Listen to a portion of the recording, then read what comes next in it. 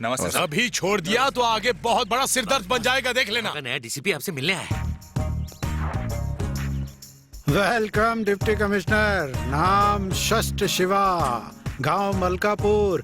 अभी तक 7 जगह ट्रांसफर हुए, ये 8वीं पोस्टिंग है। किसी भी जगह तुम ज्यादा दिन नहीं टिकते, बहुत ईमानदार आदमी हो। मेरे आदमियों ने बताया तुम्हारे यहाँ आने से यहाँ पर थोड़ा बहुत चेंज हुआ है। तुम क्या देख रहे हो भाई? मैं यहाँ बैठा हूँ और बैठे बैठे पता चल जाता है मुझे कि इंडिया में कहाँ क्या हो रहा है, मगर मेरे बारे में कोई कुछ नहीं जानता। मैं जानता हूँ। हैं? तुम्हारा असली नाम भीखू सिंह, उम्र 63 साल, गांव का नाम खलासीगंज। इस शहर में 123 दारू की दुकानें हैं, जिनमें से 116 तुम्हारी और जिनमें से 36 गैर कानूनी है। खलासी नदी से रेत ढोने वाली 80 लॉरियों में से 75 तुम्हारी, जिनमें से 30 गैर कानूनी ढंग से चलाई जा रही। 18 प्राइवेट बसें दूसरे शहर में जाती है, वो भी बिना परमिट के। 4 लॉज बेनामी है जिसे तुम चला रहे हो, जहां गैर कानूनी धंधे होते हैं। तुम्हारी 3 शिप्स हैं और 2 पटाखों की फैक्ट्रियां हैं जो शिवाकाशी में है।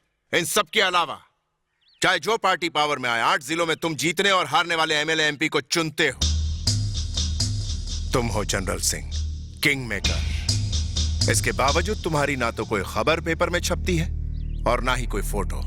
इतना सब जानते हो तो मुझे चैन से रहने नहीं दोगे तुम। लेकिन अगर एक्शन लिया तो मैं तुम्हें छोड़ूंगा नहीं, क्योंकि तुम पैसे खाते नहीं हो। रिश्वत तुम लेते नहीं हो, तो अब बताओ कहाँ ट्रांसफर करवाऊं तुम्हारे? इस गधे ने कहा मैं रिश्वत नहीं लेता। अरे किसने किसने कहा था ये सब? अरे क्या खड़े क्या हो? कुर्सी दो साहब को, चाय पानी लेकर आओ। मुझे तुम्हारी मदद चाहिए। हाँ हाँ बोलो, क्या मदद चाहिए? मेरी ड्यूटी अच्छे से निभाने में तुम मेरे काम आ सकते हो। वो कैसे भला? तुम्हारी गाड़ियां स्पीड लिमिट तोड़ के तेजी से भागती और दनादन एक्सीडेंट होते हैं। उन सबको कानून के दायरे में रह के गाड़ी चलानी होगी। दारू पीना सेहत के लिए हानिकारक है, फिर भी लोग बिंदास पीते हैं। मुझे उनकी फिक्र नहीं है, भाड़ में जाए साले। मगर टल्लियों के सड़क पर हंगामा करेंगे तो मैं उन्हें छोड़ूंगा नहीं। मुझे तुम्हारे गैर कानूनी धंधे से कोई मतलब नहीं, पर तुम्हें उन गुंडे मवालियों को रोकना होगा जो तुम्हारा नाम लेकर बदमाशी करते हैं। अगर तुम नहीं रोकोगे तो मैं रोकूंगा। तुम्हारी बिना लाइसेंस की दारू की दुकानें, मुझे कोई फर्क नहीं पड़ता, मगर तुम्हारी दारू की दुकानें मंदिर और स्कूलों के पास है, उनसे पब्लिक को परेशानी होती है। यह मुझसे बिल्कुल बर्दाश्त नहीं होगा। उन्हें कहीं और ले जाओ। अगर तुम्हें यह सब मंजूर है तो मैं तुमसे रिश्वत ले लूंगा। मेरे ख्याल से बात तो तुम ठीक ही कह रहे हो, एकदम करेक्ट है, हैं? ठीक है, मुझे सब मंजूर है। अरे दो भाई, साहब को दो। लीजिए। चलता हूं। ए भाई, तुम मलकापुर के हो ना? लेकिन तुमने जात क्या बताई थी? वो तो मैंने बताया ही नहीं। ओह, बॉस क्या किया आपने? उसको मस्का लगाने की क्या जरूरत थी आपको? अरे मुझे लगता है वो अपनी ही जात वाला है। क्या कहना चाहते हैं आप? अरे उसका टशन नहीं देखा तुमने? तो उसकी हर बात मानना जरूरी था क्या? उसने हम पे हुक्म नहीं चलाया, प्यार से बात की। इससे पहले जितने भी आते थे खाते पीते थे, डकार भी नहीं लेते थे और फुर्र हो जाते थे। ये बंदा उन सबसे अलग ही है। ये तो हम भी जानते हैं कि वो दारू की दुकानें हमारे नाक में दम कर रही हैं। उनको वहाँ से हटा के देखते हैं। हाँ, हेयर स्पा में स्टीम लेके मजा ही अलग आता है।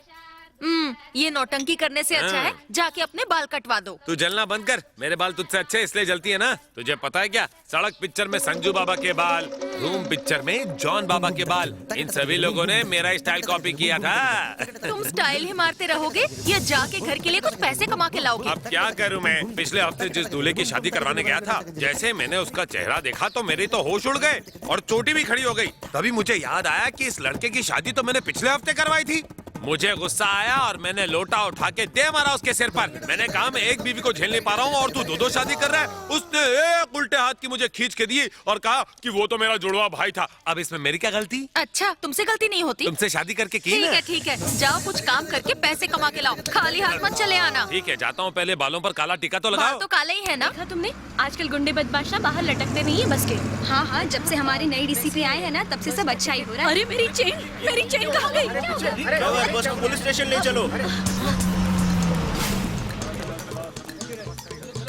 सबको चेक करो, किसी को जाने मत देना। हाँ, मिर्ची। आइए आइए, सब लाइन में खड़े हो जाइए। शरीफ लोगों को लाइन में क्यों खड़े रहना? क्या हम चोर दिखते हैं? क्यों, तुमने शरीफों पे मिर्ची पाउडर नहीं फेंका था? अरे सुनो, वहाँ क्या हो रहा है? Chain snatching case sir. पता नहीं कितनी देर खड़ा रहना पड़ेगा।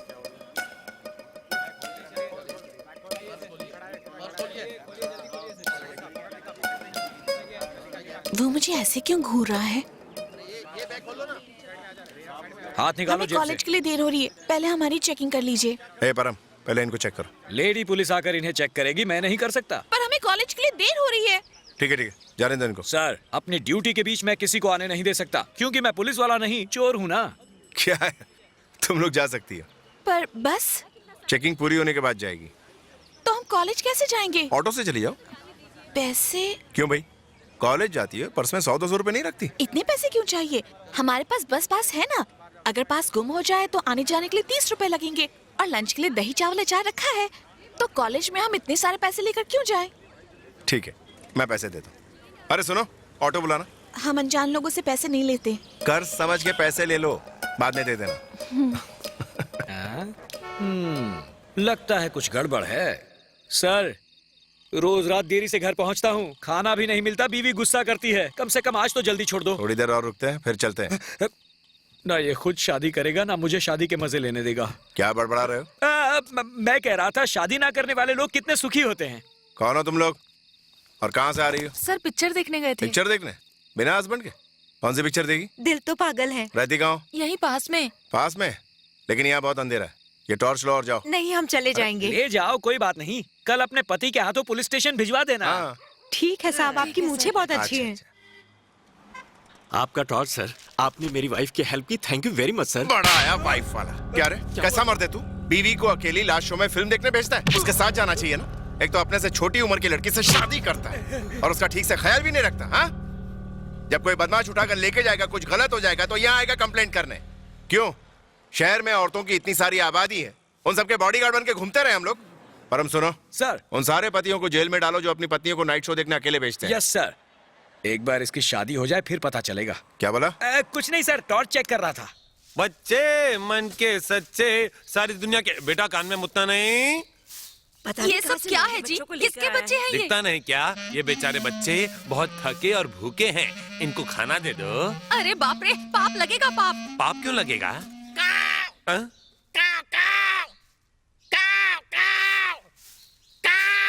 दादाजी ऐसे क्यों चिल्ला रहे? पिछले जन्म में कौवे थे क्या? ये क्या कह रहे हो? वो कौवों को बुला रहे हैं। ओ, कौवों को खाना खिलाओगे, पर इन बेचारे बच्चों को नहीं। कौवे हमारे पित्र हैं, हमारे पूर्वज। पूर्वज? ये काले कौवे हमारे पूर्वज हैं? झूठ पर झूठ बोले जा रहे हो, भूल गए? झूठ बोले कौवा काटे। परंपरा का मजाक उड़ा रहे हो, कुछ तो शर्म करो। माफ करना दादाजी, पर ये कौवे अपने खाने का जुगाड़ खुद कर लेंगे, कहीं भी चोट मार सकते हैं। इनका ध्यान रखने के लिए इन्हें बनाने वाला वो नीली छतरी वाला है ना, पर इन मासूम बच्चों की तरफ तो देखो। इनका ध्यान कौन रखेगा? इनके लिए ऊपर वाले ने हमें ड्यूटी ऑफिसर बनाया है, तो हमें अपनी ड्यूटी करनी चाहिए ना। दादाजी, आप इन कौवों को खाना खिलाकर खुद के सफेद कपड़े पीले करवा रहे हैं। क्या बकवास कर रहे हो? पहले ये कौवा यहाँ पर दूध में बनी खीर खाएगा, उसके बाद वो कहीं जाकर सड़क पर मरा हुआ चूहा खा लेगा, और फिर उसके पेट में खीर को देखकर मरा हुआ चूहा कूदने लगेगा, है कि नहीं? फिर उसे एसिडिटी और गैस की तकलीफ होने लगेगी, फिर वो यहाँ वापस आकर आप पर अपना पेट हल्का कर देगा।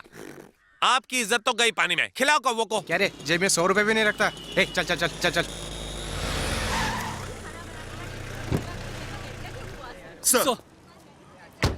सर, उसके पास लाइसेंस नहीं था, इसीलिए 50 रुपए मांग रहा था, लेकिन उसके पास वो भी नहीं थे। वाह, मान गया तुम्हें। 50 रुपए में अपना जमीर बेचते हो, तुम्हें तो उससे 500 रुपए लेने चाहिए थे। अगर 500 रुपए मांगते तो वो छक मार के लाइसेंस बनवा के लाता।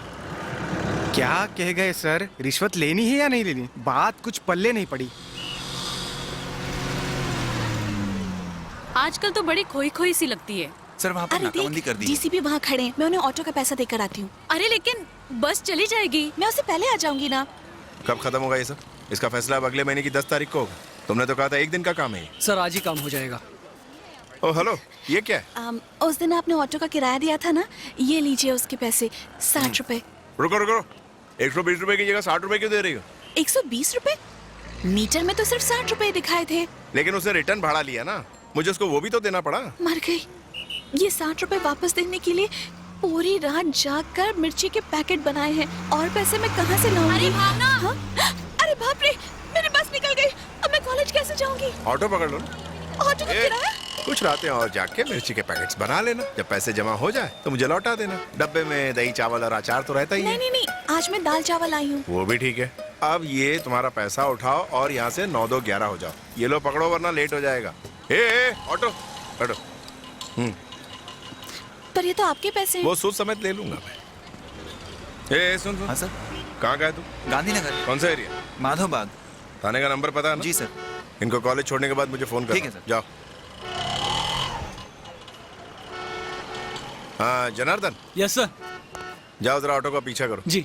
उन्होंने तुम्हें फोन करने को क्यों कहा? वो क्या है ना, मेरी शक्ल थोड़ी गुंडे मवाली की तरह है, इसलिए उन्हें शक हुआ होगा। वैसे मैडम वो क्या आपके रिश्तेदार लगते हैं? बड़ी फिक्र है उन्हें आपकी। नहीं, ऐसी कोई बात नहीं है। अब ऐसी कोई बात नहीं है तो उन्होंने अपना हवलदार हमारे पीछे क्यों लगाया है? मैडम शिवा सर के आने के बाद शहर का नक्शा ही बदल गया है। दिन दहाड़े होने वाली गुंडागर्दी भी बंद हो गई है। अब देखिए ना, ऑटो चले ना चले लेकिन मीटर एकदम सही चलते हैं। बहुत ईमानदार है हमारे नए डीसीपी।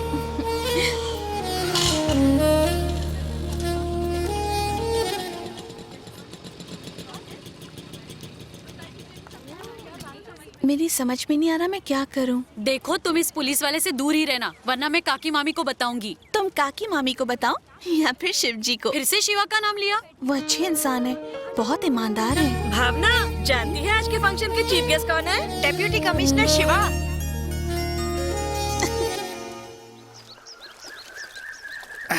ये क्या किया आपने? आपने तो मेरा धंधा ही चौपट कर डाला। पहले तो कभी एक आध धमाका सुनाई देता था, अब ऐसा सन्नाटा है लगता मैं बहरा हो गया हूँ। क्या रे, तुझे भी बम लगाने के अलावा कुछ सूझता है कि नहीं है?